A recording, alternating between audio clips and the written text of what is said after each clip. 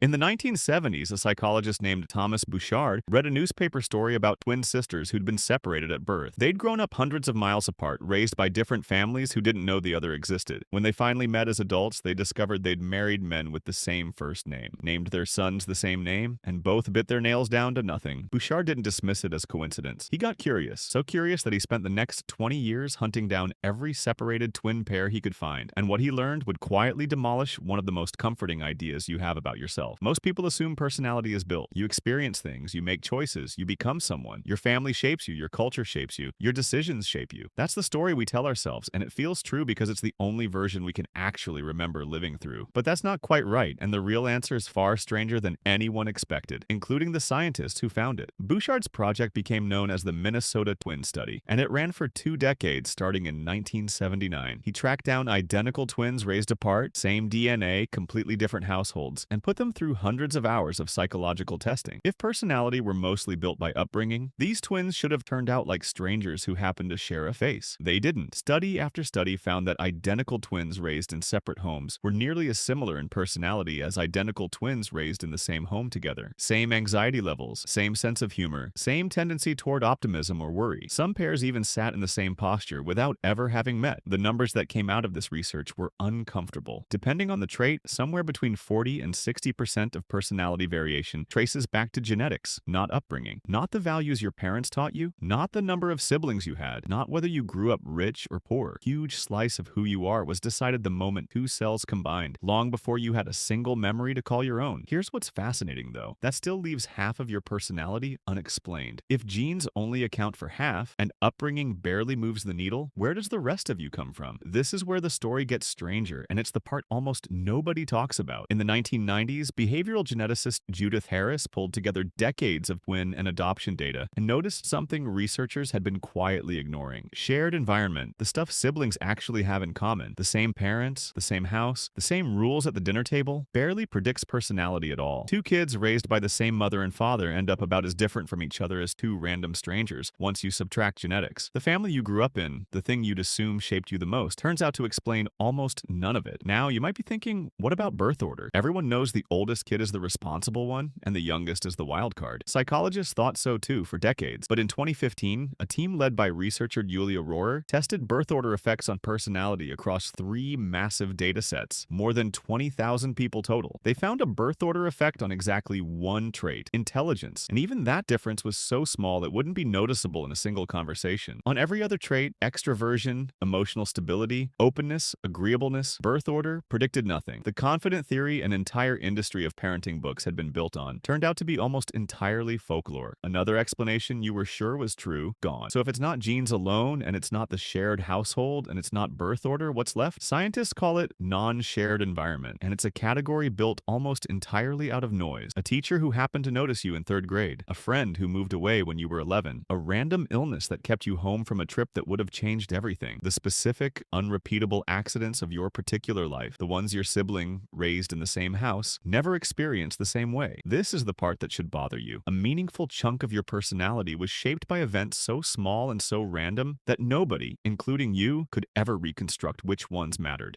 It gets stranger still. In 2007, researchers studying identical twins found measurable personality differences even in twins raised in the same home by the same parents, sharing nearly every major life event. Same genes, same household, and still distinct people. When scientists dug into why, they found something almost unsettling in its randomness. Differences that trace back to the womb itself. Identical twins don't share an identical prenatal environment. One might get slightly more blood flow, slightly different hormone exposure, a marginally different position. Differences that show up decades later as one twin being measurably more anxious, more outgoing, more cautious than the other. You were becoming a specific person before you had lungs. Sit with that for a second. Before you had a name, before anyone had ever spoken to you, praised you, disappointed you, or raised you at all, some of the raw material of your personality was already being laid down, decided by blood flow and hormones and pure biological chance. Nothing you would ever call a memory, nothing you could ever go back and examine, just noise, quietly writing part of the person you'd spend your whole whole life thinking you built on purpose. So here's where that leaves you. Roughly half of your personality was set by a genetic lottery you had no part in. Almost none of it came from the household you'd swear shaped you, or the birth order you assumed mattered. And the rest, the part scientists still can't fully map, comes down to an accumulation of tiny, forgettable accidents, some of which happened before you were even born. The part of your personality you actually authored, the part built from conscious choices you made on purpose, is smaller than almost anyone wants to admit. And this is where it gets uncomfortable to sit with. Think about the last time you described yourself to someone. Maybe you said you're a worrier, or you're the funny one, or you've always been stubborn. You probably told a story to go with it, a memory that explains why you're like that, a specific fight with a sibling, a strict parent, childhood embarrassment you never got over. But the twin data suggests something different is happening. You're not describing a person you built. You're describing the outcome of a coin flip you didn't witness, wrapped in a story your brain constructed afterward to make it feel like a choice. That's not the same as saying you have no control. People do change. Therapy works. Habits shift with enough repetition. Effort matters, and the research doesn't erase that. But the baseline you're working from, the raw material effort has to act on, was mostly assigned to you before you had any say in the matter. You didn't choose your starting position. You only get to choose what you do from here. So the next time you catch yourself explaining who you are, the anxious one, the confident one, the cautious one, ask where that story actually came from. Ask whether you built it or whether you just found it already there, waiting, and quietly wrote yourself a reason for it. Because somewhere out there may be a version of you, raised by strangers, in a house you've never seen, speaking a language you've never heard, who bites their nails the exact same way, for reasons neither of you will ever fully understand.